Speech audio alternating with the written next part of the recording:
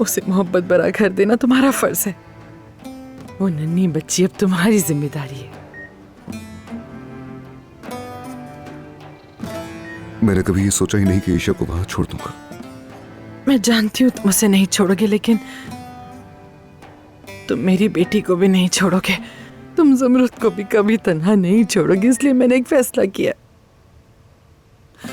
अल्लाह को गवाह बनाकर मैं तुम्हें तलाक दिला दूंगी। प्लीज मुझसे नाराज मत होना, मैं तुम्हारी भी माँ हूँ बेटा, और तुम्हें खुश देखना चाहती हूँ। मैंने पहले ही वो सारे कागजात दस्तखत कर दिए हैं जो तुम्हें अदालत ले जाने के लिए चाहिए। मुझे बहुत अफसोस है, मैं तुम्हारे लिए दुआ करूंगी।